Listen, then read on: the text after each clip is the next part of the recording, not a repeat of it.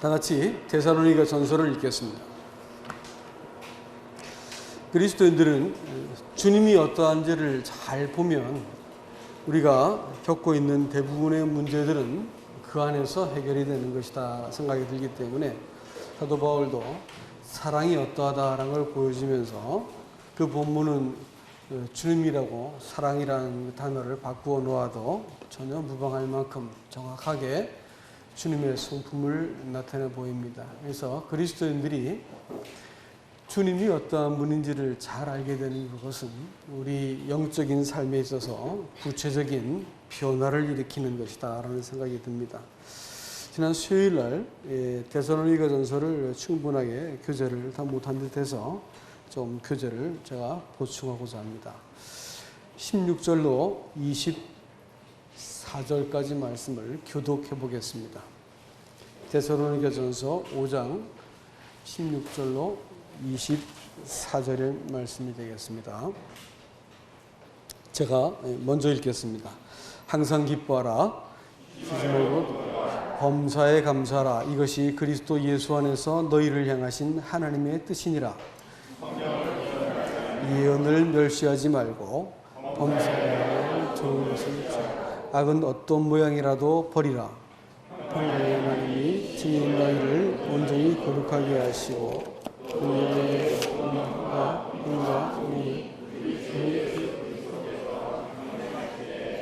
온게 보존되기를 원한다.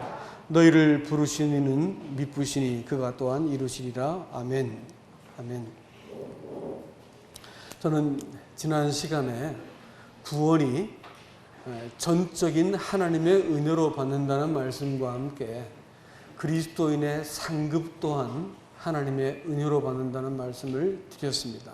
근데 우리가 보편적으로 알고 있던 신앙의 어떤 관념상 아니 상급은 수고한 만큼 받는 것이지 어떻게 그것을 은혜로 받습니까? 라는 그런 강력한 저항에도 불구하고 제가 말씀을 상급 또한 은혜로 받는 것이라는 말씀을 강조해서 드렸습니다. 그랬더니 어떤 분들이 그렇다면 구원만 받고 나서 아무렇게나 살아도 되는 것입니까? 라는 질문을 충분히 우리에게 할 수 있을 것입니다. 그러나 로마서 3장 3절로 6절에서는 분명하게 말하는데 그럴 수 없느니라 이렇게 말합니다. 왜냐하면 우리가 그리스도의 영을 받았고 또 하나님의 자녀라고 하는 그 온전한 신분 속에 있고 무엇보다도 우리 안에 계신 분 때문에 우리가 그렇게 사는 그것이 허락이 되어 있지 않고 우리의 마음이 그렇게 살도록 우리의 마음을 허락하지 않습니다. 성령께서 새로 지은 새 사람은 하나님의 마음과 뜻을 따르고자 하는 강력한 본성이 있다는 것을 말씀을 드립니다. 그렇기 때문에 우리 안에 계신 그분을 우리가 어떻게 따라가야 되는가라는 그것이 어떻게 하나님이 우리를 규정하신 새 사람으로 처신하고 사는가 그것이 중요합니다. 하나님은 우리가 얼만큼 하나님께 봉사하고 일하고 수고한지를 가지고는 절대로 그것 가지고 줄 세우지는 않을 겁니다. 너는 봉사를 황 형제는 일을 많이 했으니까 앞에 서고 저 형제는 일을 별로 안 했으니까 저 뒤에 서라. 뭐 이런 것이 있다고 생각한다면 천국은 그야말로 적자생존이요 또 일한 대로 보상받는 곳이 되고 말 것입니다. 세상과 별로 다를 바가 없을 것입니다. 그러니까 성경은 우리에게 그렇게 말하지 않습니다. 우리에게 수고한 대로 받는 것이 천국이 아니라 은혜로 보상을 받고 상급을 받는 것이 천국이다라고 분명히 말하고 있습니다. 왜 그러냐면 몇 가지 제가 방증을 하겠습니다. 제일 먼저 마태복음 7장에서 예수님께 20절 이하에 예수님께서 천국 문 앞에서 그 사람들 그날에 많은 사람들이 내게 와서 주여 주여라고 말하면서 지금 생각하면 꼭 상급을 받을 만한 사람들의 명단만 쭉 나와 있습니다. 주의 이름으로 가르치고 주의 이름으로 섬기고 귀신 쫓아내고 큰 일을 행하고 얕은 하나님의 놀라운 종들이었음이 분명합니다. 그런데도 불구하고 성경이 명백히 말하는 것은 내가 너희를 잘 모르겠다 이렇게 얘기했고요. 또 하나는 이 불법을 행하는 자들아 내게서 떠나가라 이렇게 했습니다. 불법이라는 말은 아노미아라는 말로서 무법이라는 말입니다. 다시 말하면 마음속에 하나님의 법이 없는 사람들입니다. 구원을 확신으로 받고 나서 나는 구원받았으니까 깨달았으니까 또 옛날에 어떤 구원의 경험이 있었으니까 이제 됐다라고 생각할지 모르겠지만 사실 구원은 그게 구원이 아니고 이 사망의 나라, 사단의 나라, 흑암의 권세, 욕망을 충동질해 가지고 평생 죽도록 종노릇하게 만드는 사망이라는 나라에서 다스림을 받던 사람이 죄의 법 아래서 이 지배받던 사람이 그의 사랑의 아들의 나라로 딱 옮겨져 가지고 나라가 옮겨지면 뭐가 바뀔까요? 법이 바뀝니다. 법이 바뀌는데 이 생명의 성령의 법을 통해서 다스림을 받는 사람, 다시 말하면 그의 사랑의 아들의 나라 이렇게 말했으니까 그를 사랑하시는 하나님의 아들이 그와 더불어 관계하시고 그의 관계 속에서 그의 마음을 감동시키시고 인도하시고 또 격려하셔가지고 무엇인가 하나님의 나라에 적합한 사람으로 살게 만드시는 이 새로운 법이 있는 것입니다. 그렇기 때문에 이 히브리서 10장에서도 뭐라고 말하고 있냐면 내 법을 저희 마음과 생각에 기록하리라 이렇게 말했습니다. 그러니까 마음에 법이 기록된 사람하고 돌판에 법이 기록된 사람들의 근본적인 차이가 뭐냐면 내가 무엇 이렇게 해야 돼. 저 사람은 저게 틀렸고 이렇게 해야 돼. 이 사람은 이게 맞았고 이렇게 해야 돼라고 하는 어떤 그 기준들을 갖고 있으면 뭐가 될까요? 돌판에 새겨진 죽게 만드는 언약을 갖고 있는 사람들이고 옛법에 속한 사람들입니다. 그러나 새법은 그의 사랑의 아들의 나라라 이렇게 말했을 때 은혜로 나를 구하신 하나님 앞에서 또 나 자신을 하나님 그 아들을 자신의 생명을 내어주시고 그 아들이 사람 속에 들어오셔서 사람을 그 사람의 마음을 공감하시고 격려하시고 인도하시고 깨닫게 하시고 바르게 하시고 새롭게 하시고 책망하셔가지고 사람을 하나님 마음에 합당하게 처신할 수 있게 만들어지는 내적인 기제를 갖고 있는 사람인가라는 것입니다. 이것이 다른 말로 하면 새 사람이라고 말하는 것이지요. 여러분, 제가 지난 시간에 여러분께 인용하여 드린 말씀 속에서 마태복음 20장에 볼 것 같으면 포도원의 농부의 비유를 말씀을 드렸습니다. 그 포도원 농부가 아침에 나가서 봤더니 사람들을 데리고 들어와서 일해라.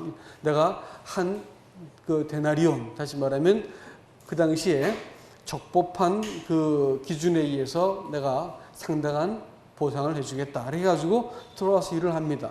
또 낮에 가서 한번 불러오고 이제 1시간밖에 남지 않았는데도 불구하고 또 나가서 맨 마지막 사람들을 거두어서 일을 시켰습니다. 그랬는데 성경이 매우 불합리하게도 맨 마지막 사람들에게 동등한 보상을 해주는 것입니다. 그랬더니 첫 번째 받은 사람들이 분노하고 화를 내죠. 근데 성경은 왜 이런 방식으로 우리들에게 하나님의 나라에 대한 그 법에 대해서 우리에게 힌트를 주고 있는가라고 하는 것입니다. 이걸 우리가 잘 보아야 됩니다.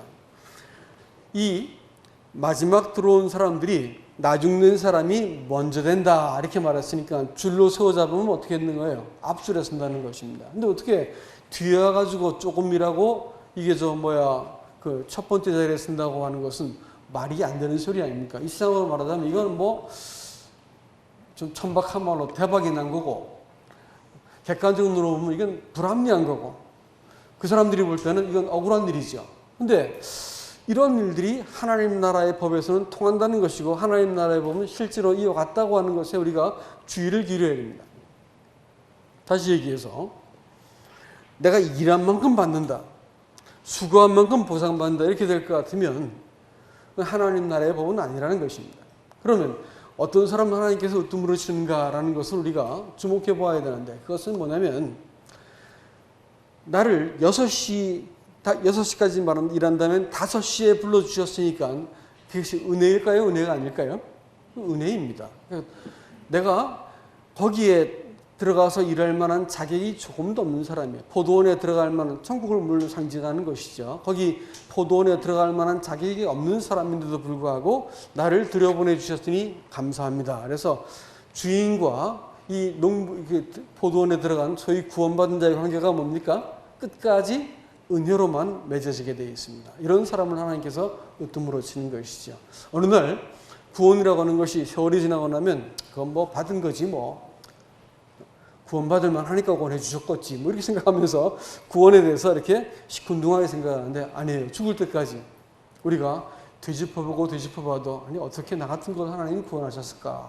이런 마음이 늘 듭니다. 존 뉴턴이라는 사람도 글쎄 천국에 갔더니 깜짝 놀랄 만한 일 중에 한 가지가 뭐라고요? 어떻게 내가 천국에 갔을까라는 것이었습니다. 우리는 하나님의 은혜의 그 신실함과 은혜의 그 풍성함과 완전함에 대해서 날마다 감격해야 될 사람들입니다.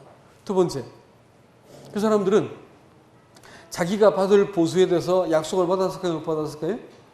약속을 받지 못했어요. 그럼 뭐예요? 약속을 주인의 처분에 맡겼습니다. 주인이 나를 불러준 것만으로도 감사하기 때문에 열심히 일을 한 것이죠. 그러면 성경이 지금 어떤 사람을 보는 것이에요? 성경이 주목해 보는 사람이 어떤 사람입니까? 자기의 상급에 대해서도 어떻게 받을 만한 자격이 있어요? 없어요? 없어요. 없는데도 불구하고 그것도 보상도 아버지의 손에, 그 주인의 손에 그 처분에 맡기는 것입니다. 은혜의 나라를 의지해서 나는 살아가는 것이죠. 구원의 문제라고 하는 것은 우리가 구원받을 때도 철저하게 하나님의 은총이었고 그 다음에 나중에 우리 하나님께 되돌려받는 보상 그것도 딱 한 가지입니다. 그것은 은혜로 받는 것이에요. 내가 살고 보니까 하나님의 불꽃 같은 눈앞에서 그 불꽃 같은 눈앞에서 내 삶의 동기와 마음을 살펴봤더니 나 잘했죠 라고 말할 것이 아무것도 없더라고요. 저를 보니까 그래요. 아무것도 없었어. 이제 하나님께서 만일 나 같은 사람한테 보상을 주신다면 그거 감사한 것이고 나한테 가장 소망스러운 보상은 주님 자신입니다. 주님 그날 제게 상급이 되신다면 아무것도 필요하지 않고 주님으로 충분하겠다라는 생각이 들어집니다. 바울도 아마 여러 가지 면류관으로 이름을 붙였지만 그건 단 하나 주님 자신이 우리의 내 자랑이 되시고 그분이 나를 자랑으로 삼는 그날이 우리가 받는 상급의 날이 될 것이다. 이런 생각이 들어집니다. 그러므로 우리가 상급도 은혜로 받는다라고 말할 것 같으면 자 우리가 이 땅을 살아갈 때 딱 한 가지 태도가 필요합니다. 우리가 무엇인가 잘하고 포도원 가가지고 아침에 들어온 사람이 한가닥 행세하지 않았을까요? 저거 늦게들 들어오고 야야 일어나 너 이거 해 하면서 막 앞에 나가가지고 막 휘젓고 막 큰 소리 지르고 내 뜻대로 해야 된다라고 막 늦게 들어온 것들이 말이야 이러면서 막 무시도 했겠죠. 좀 찌질했으니까 뭐 늦게 들어왔겠지. 그러니까 똑똑하고 잘난 사람들이 막 앞에서 소리 지르고 막 하라 이렇게 하는데 그렇게 하는 사람들이 앞에서 막 나선 것 같이 보이지만 나중에 줄을 쭉 서가지고 하나님은 뒤로 돌아 해가지고 거꾸로 계산을 하신 거죠. 자기가 맨 끝머리라 생각했는데 뒤로 돌아 해서 하나님께서 맨 뒷사람부터 주신 거예요. 이게 하나님의 사람을 다루시는 방법입니다. 그러니까 하나님은 사람이 한 업적과 일의 총량이 아니고 하나님 향해서 어떤 마음가짐을 가지고 주님을 대했는가를 가지고 우리를 평가하시고 보상하신다는 것입니다. 어떤 사람이었나는 하나님이 반드시 물어보셔요. 얼만큼 일했는지 그건 감동받지 않으시는데 네가 어떤 사람으로 살았는가 하는 것은 반드시 물어보시고 반드시 심판하시고 반드시 따진다는 것입니다. 그러니까 그리스도인의 삶은 몸된 교회 안에서의 봉사는 어떻습니까? 내가 하나님의 자녀이고 나를 이 교회의 이 일원으로 불러주셨고 하나님을 사랑하는 자녀로 불렀기 때문에 이 구멍난 자리, 그 뚫린 담벼락을 내 친히 막을 것이야. 그래가지고 내가 그 담을 막아쓰고 내가 봉사하고 그랬더니 나 좀 봐라. 나 이만큼 했지. 내 말 안 들어? 이딴 소리 안 하는 거죠.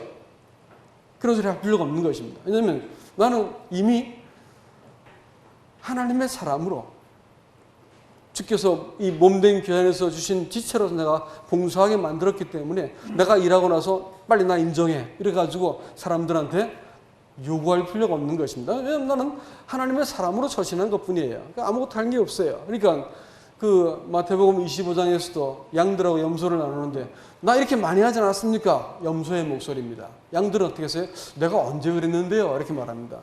언제 그런지는 모르는 거야. 왜냐하면 하나님의 자녀로 사람들을 도왔고 하나님의 자녀로 내가 봉사를 했고 하나님의 자녀로 내 그 자리를 지켜줬어요.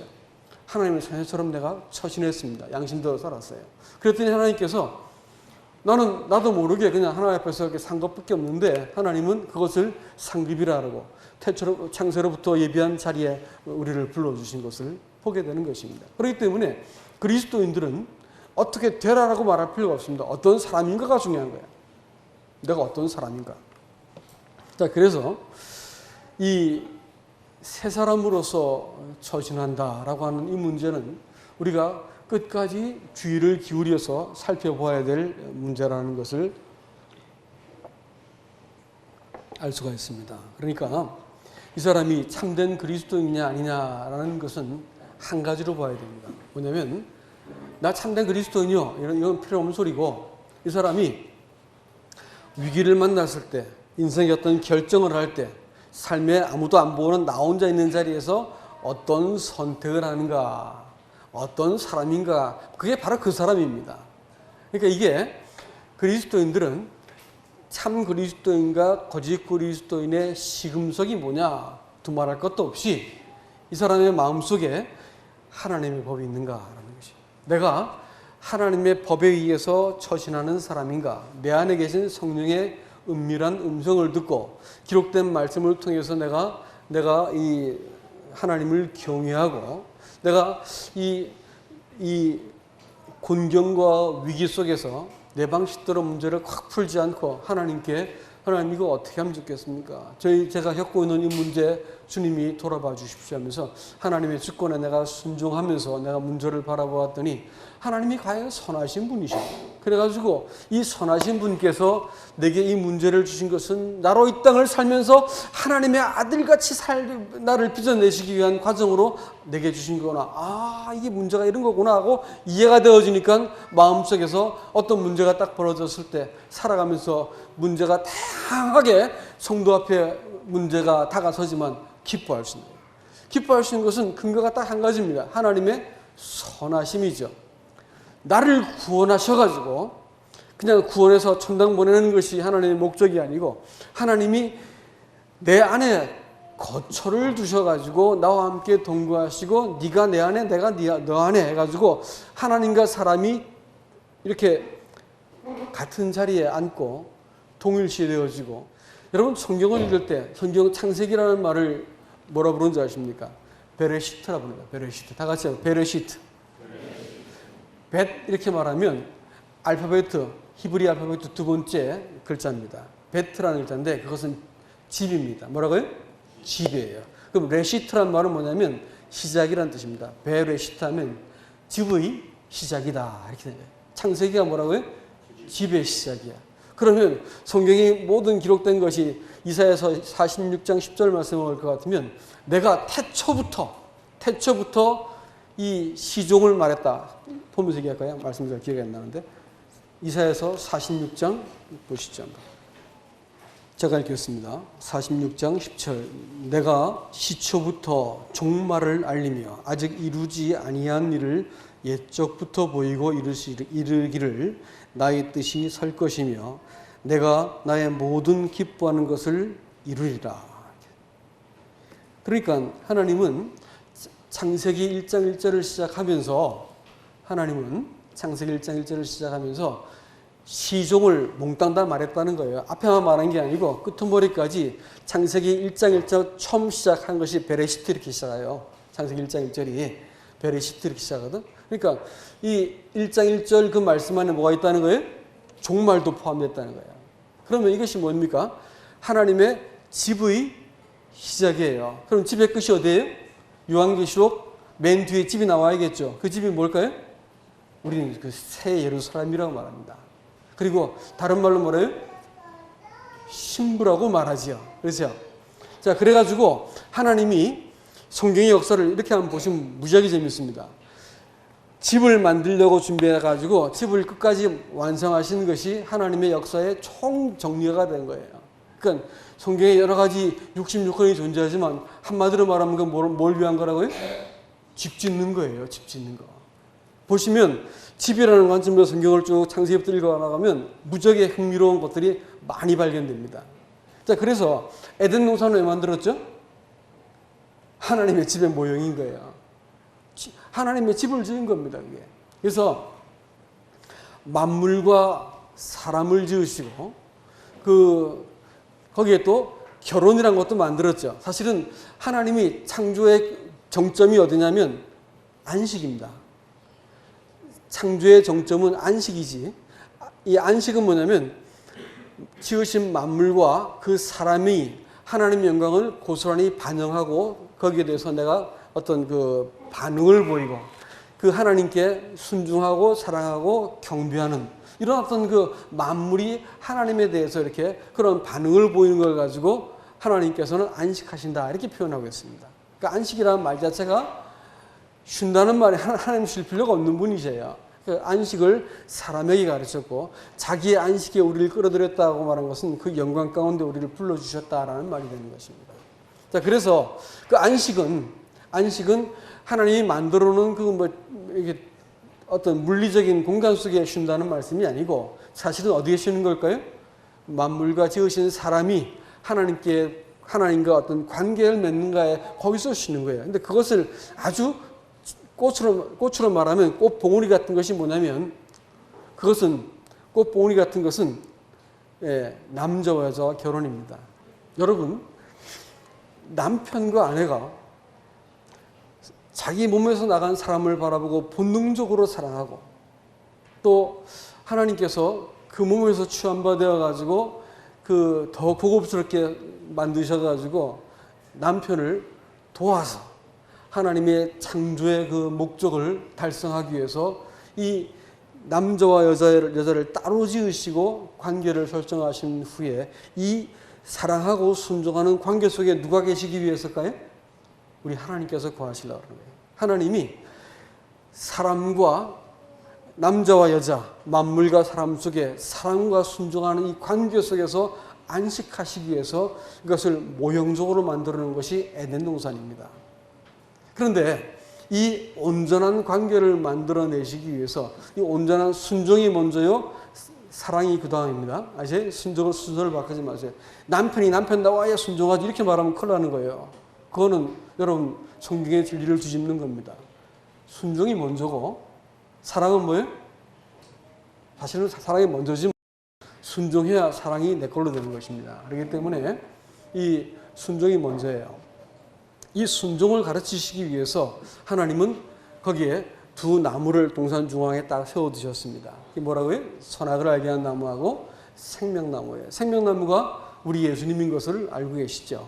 사람이 예수님께서 내가 곧 길이요 진리요 생명이다. 나로 말미암지 않고는 아버지께로 갈 수 없다. 생명 자체가 예수님이세요. 자, 그런데 반대쪽에 있는 것은 뭐냐면 선악을 알게 한 나무죠. 최초의 명령이요 율법에 대한 어떤 그 율법의 상징과 같은 것입니다. 하지 마라 이렇게 해서 보여주셨습니다. 그런데 사람들은 하나님과 이 생명, 다시 말하면 온전한 이 관계를 스스로 맺을 수 있느냐, 생명나무 열매를 스스로 따먹을 수 있느냐? 없어요. 그럴 준비가 아직 안 돼 있었습니다. 그래서 사람은 어쩔 수 없이 비하인드 스토리를 보면 이 선악과를 따먹을 수밖에 없는 그런 상태였습니다. 그래서 자기가 자기 방식대로, 자기가 옳은 대로 이 아름다운 삶, 또 원하는 삶, 또 자기가 욕망하는 삶에 대한 꿈을 꾸기 시작합니다. 그래서 그걸 따먹고 그런 사람이 되고자 했습니다. 근데 그 길은 사실 사람으로 하여금 멸망으로 빠져들게 한 길이었습니다. 근데 이 사람의 실패를 확실히 두기 위해서 하나님께서 그 뒤에 출애굽기에 가서 뭘 주셨죠? 율법을 주세요. 그래가지고 사람의 실패를 아주 확연하게 드러내셔가지고 사람은 하나님 떠나서 그 어떤 것을 가지고도 무능하고 그 어떤 것을 가지고도 선하다할 수 없고 그 어떤 것으로도 하나님께 나아갈 수 없구나라는 것을 알게 만드시는 것입니다. 그래서 율법이라는 것과 선악을 알게 한 나무라는 것은 사실 별개의 것이 아닙니다. 그리고 그 뒤에 나와 있는 이런 얘기는 다음에 또 기회가 되면 계속 하겠습니다만 그 뒤에 또 성막이라든지 이런 것도 그림이 다 그렇습니다. 하나님이 사람과 더불어 화해할 수 있는 지점을 만들어 놓으셨어요. 그래가지고 그 지점 안에서 하나님과 사람이 만나는 거죠. 여러분, 헤세드라는 말이 히브리 말로 은혜라는 말인데 헤세드 혹은 hen이라고 하는 것은 심판에 맞는 말로 호의 이런 뜻이고 호의 헤세드라고 말한 것은 우리가 알고 있는 은혜라는 말입니다. 근데 이게 기가 막힌 것이 헤세드라는 말이 글자가 세 가지로 만들어지는데 이 헤트라는 말과 그 다음에 사멕이라는 말과 달렛이라는 말 세 단어가 붙습니다. 근데 히브리 말은 글자값 하나하나에 다 의미가 있어요. 근데 이 헤트라고 하는 말은 울타리를 말해요. 사멕이라고 하는 것은 보호하다라는 뜻입니다. 달렛이라는 것은 문이에요. 그러니까 그 문으로 들어가서 그 보호를 받는 사람들에게 주어진 하나님의 그 은총을 말하겠죠. 은총이라는 것이 그런 것이에요.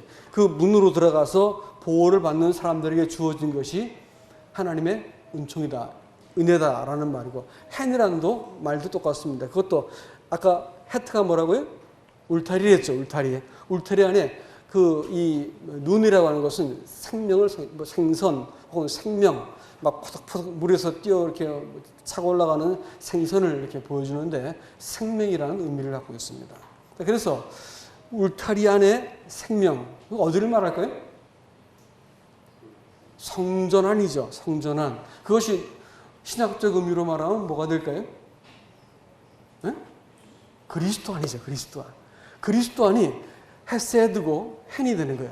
그러니까 하나님이 이것을 작정해 놓으시고 이 그리스도 안에 그 하나님의 부활 성막은 그 모형이고 결국은 그리스도 안에 들어와서 내가 그리스도의 것이 되어지고 그리스도를 위한 생명이 되어지고 그리스도와 함께 연합한 자가 되어진 그 안에서 하나님께서 이 보호와 은총과 생명을 주기로 하신 것입니다. 이것이 이제 신약으로 넘어와서 이것이 그 집이 뭘로 바뀔까요? 성막에서 뭘로 바뀌어요? 교회로 바뀌어요. 그렇죠?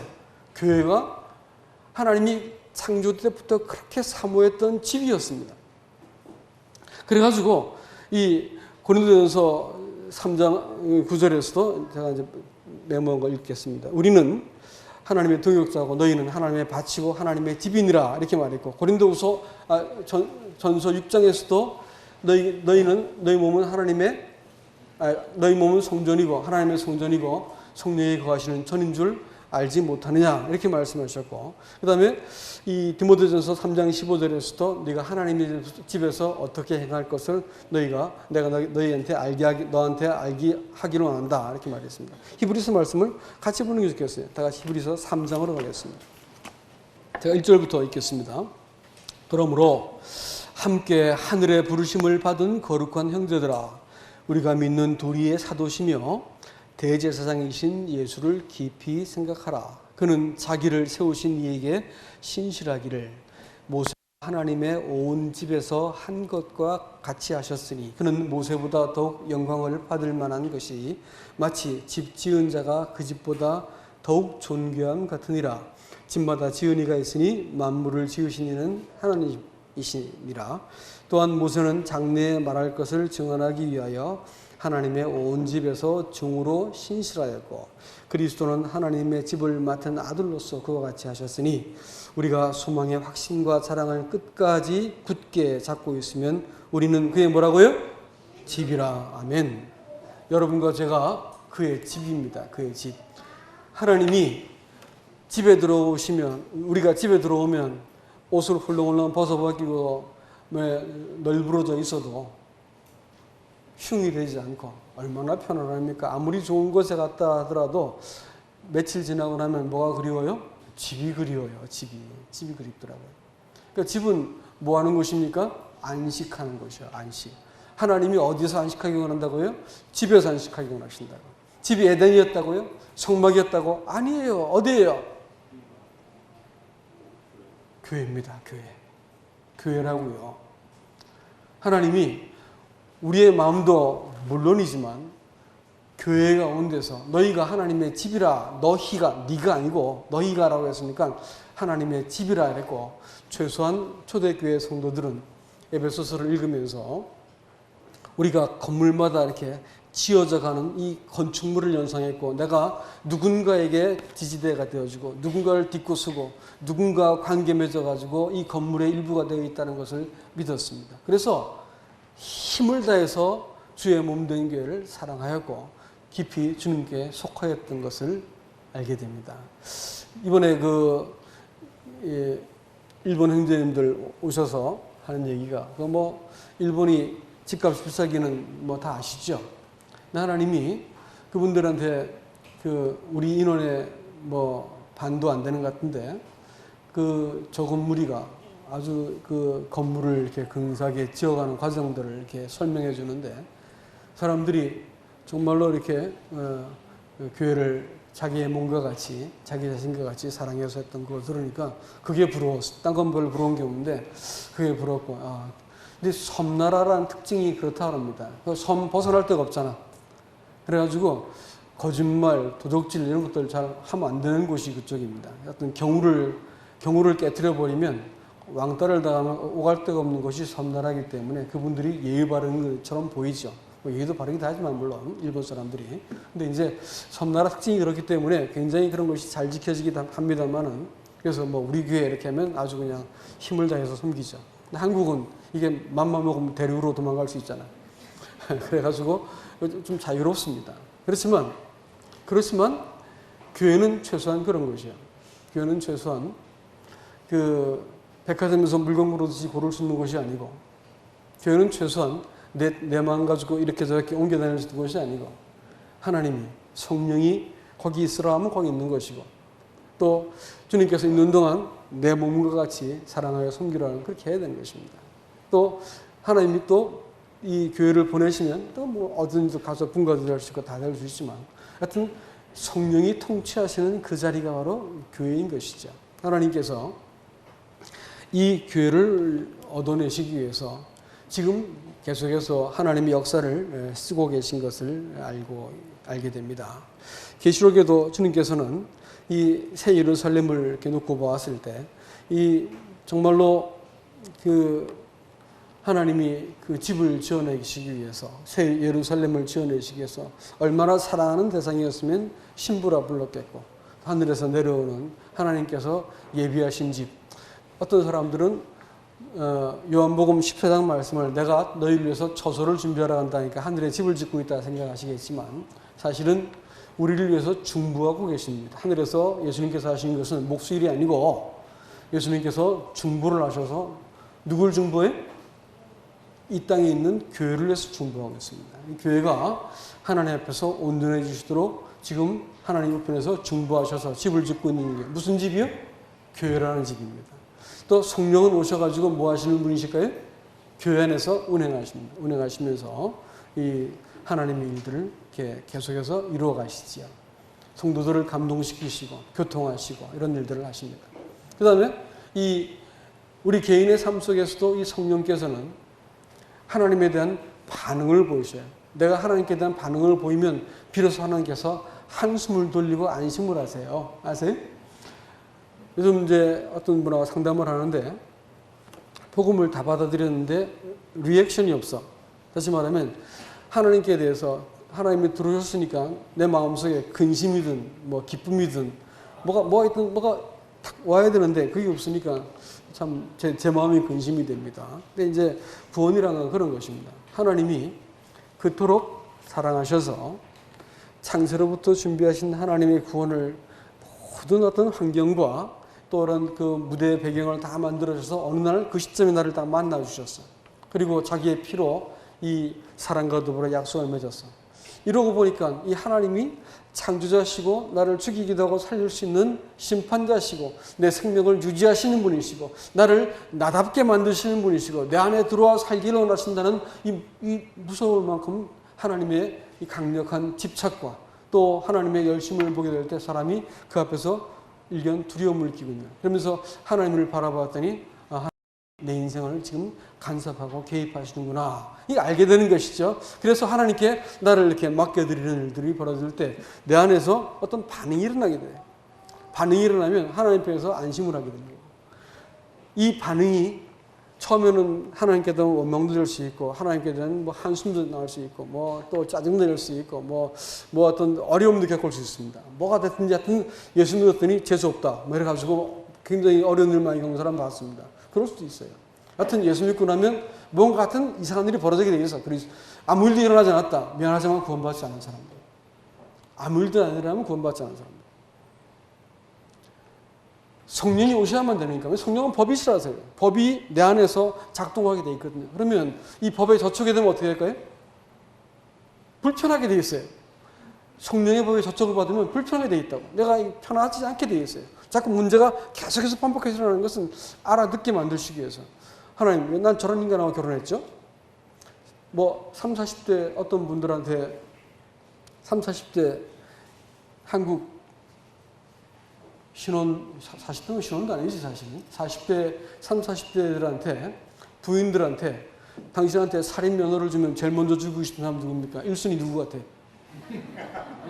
네? 왼수죠. 남편이요.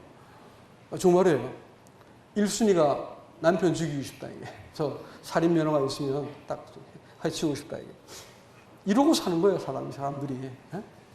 자, 이 사람의 본성 안에 이 뒷꼬이고 복잡한 사람의 본성 안에 하나님이 들어와서 내 안에 법이 만들어졌는데 이게 아무 일이 안 일어난다고요? 그럴 수가 없습니다.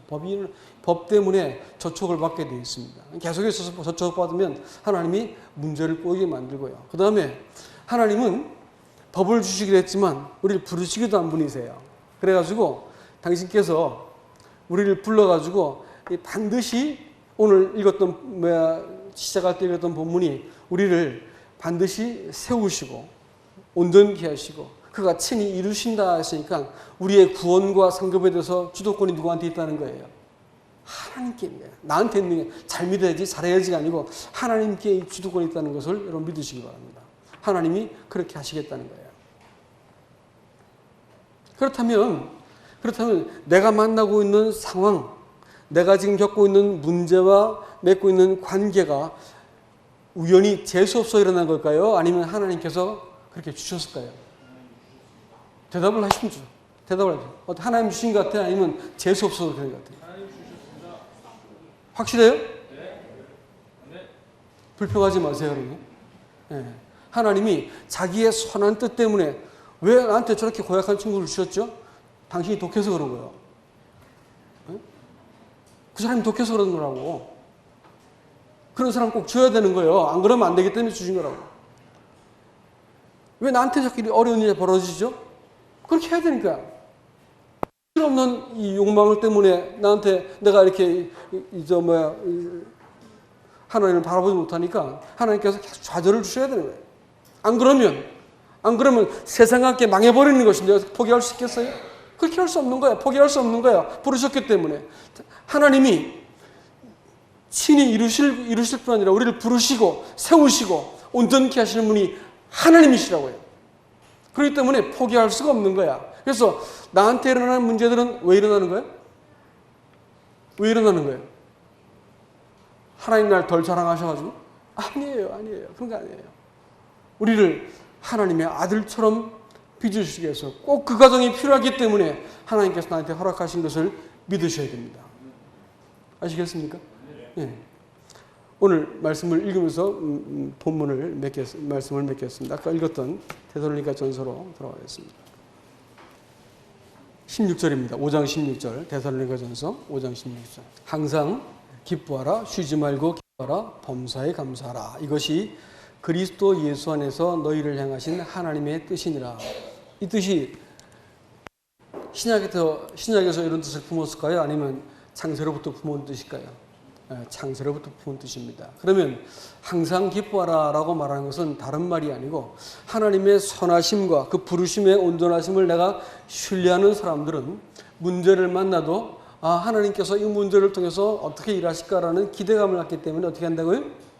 기뻐할 수 있는 거예요. 기도한다. 항상 쉬지 말고 기도하라고 말하면 포기하지 말라는 것입니다.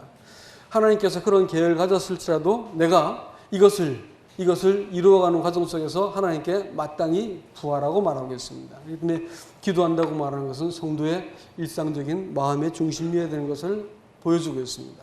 범사에 감사하라 하겠습니다. 감사는요, 예배라는 말과 바꿔서도 무방한 말이 감사가 됩니다. 그것은 뭐냐면 이루어질 일에 대한 결말을 바라보고 지금 내 손에 답이 있지 않고 지금 나는 여전히 어려움 가운데 있다 할지라도 하나님을 신뢰하기 때문에 하나님께 감사를 드립니다. 하나님 이루어지지 않았지만 이 일을 통해서 주님 영광 받으실까 생각하니까 감사합니다. 이렇게 되는 겁니다. 그래가지고 그리스도인의 삶이 이 새 사람으로 처신하는 것을 우리에게 명령하고 있습니다. 항상 기뻐하라, 쉬지 말고 기도하라, 범사에 감사하라. 이건 한마디로 말하면 하나님이 지으신 그 사람으로 네가 처신하거라라는 의미가 됩니다. 이걸 좀 소극적으로 얘기하면 성령을 소멸하지 말라. 성령이 언제 소멸해요? 성령이 언제 소멸해요? 자기한테 주어진 이 상황을 해석하지 못하면 소멸됩니다. 물을 부어서 불을 끄는 걸 가지고 소멸한다는 말인데 하나님은 이 상황을 가지고 하나님이 일을 빚고 싶은데 짜증을 부리고 원망을 하고 하나님에 대해서 마음이 식어버리는 거예요. 하나님 일에 대한 기대감이 없어져 버렸어요. 문제하고 나하고만 남았어. 그 인간하고 나하고만 남아있어. 하나님이 온데간데 없어져 버렸어. 하나님이 내 상황과 이 현실 가운데 이 관계 속에 하나님이 없기 때문에 남편이 뭘로 보여요? 왼수로 보여요. 예? 어떤 무대의 소독으로 사용되는 그 사람이 근사해 보이지만 아니에요. 소독일 뿐이에요. 누구 때문에 그 사람을 왜 그 환경을 나한테 만들어놨어요? 무대 장치를 만들었을까요? 나 때문이요. 나 때문에. 나를 하나님의 사람으로 아들을 주어서 나를 하나님의 아들처럼 빚기 위해서 하나님께서 나를 부르셨는데 그렇게 하기 위한 소독으로 환경과 상황과 사람을 주신 것을 믿으십시오. 예언을 멀시지 말고 말씀에 대해서 우리가 정말로 주의를 기울여야 될 것을 보여주고 있습니다. 주일날 강단에서 증거되는 말씀도 중요하지만 성도들의 일상에서 귀를 열고 들어볼 것 같으면 성도들이 하는 말 속에서 하나님의 음성이 들리게 되어 있습니다. 교제를 여러분 소홀히 여기지 않길 바랍니다. 주의 이름으로 모인다 하면 무조건 나오세요. 나와가지고 함께 참석하시기 바랍니다. 하나님께서 그들을 통해서 말씀하시기 때문에 그렇습니다.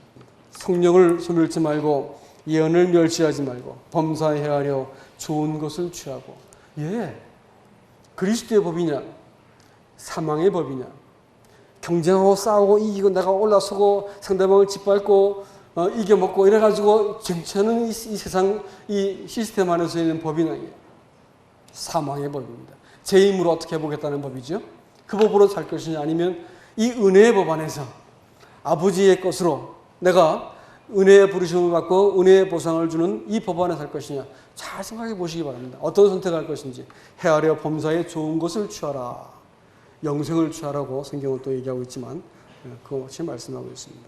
악은 어떤 모양이라도 버리라. 여러분 성령을 근심하게 만드는 그것은 내가 마음속에 알고 있는 죄입니다.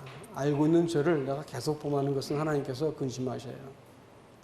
그래서 내 마음속에 이래서 안 되는데 라고 하는 알고 있는 죄 때문에 정죄받으면 하나님의 사람이 아닙니다. 성경에서 제 기억은 유다서 같은데 그거 보면 자기가 알고 있는 죄 때문에 정죄받는다라는 표현이 나와요. 그래서 알고 있는 죄를 계속 품고 있으면 하나님의 성령이 근심하셔요. 그리고 내 안에서 어떤 일을 하실 수가 없습니다. 자, 같은 말을 반복한 거예요. 항상 기뻐하고 쉬지 말고 기도하고 또 범사에 감사하라는 말과 이 성령을 소멸하지 말고 또 이거 예언을 멸시지 말고 그다음에 뭐예요? 헤아려 좋은 것을 취하라. 이게 다 앞에 있는 말 반복하는 거예요. 방향을 바꿔서 한 말이죠. 그래서 우리 안에 주신 이 놀라운 성령님을 의지해서 하나님이 이 새 사람으로 새 법 아래서 하나님의 나라 안에서 처신하는 그 한 사람을 얻어내기 원하시는 것이지 여러분의 열심을 원하는 것도 아니고 여러분의 똑똑한 지혜를 원하는 것도 아니고 그런 거 다 부질없는 것이에요. 하나님의 교회는 세상의 원리가 들어와서는 안 되는 것입니다. 은혜의 도리, 관용하고 사랑하고 용납하고 받아내고 하나님의 교회는 경쟁하는 것이 아니라고요. 힘센 사람이 올라가기 시작하면 교회가 어떻게 되겠어요? 식어버려요. 망가져버려요. 교회는 강한 사람이 가는 게 아니에요. 하나님이 몸된 교회를 이와 같이 사랑하셔서 베레시트, 창세부터 시작했던 하나님의 일을 오늘 우리는 놀랍게도 이 하나님의 집, 신이 집이라 불렀던 교회 안에 머물러서 우리가 주님을 섬기고 있는 이 영광스러운 부르심을 받은 사람들입니다. 몸된 교회를 더 사랑하고 하나님의 사람으로 처신할 수 있기를 원합니다. 이상입니다.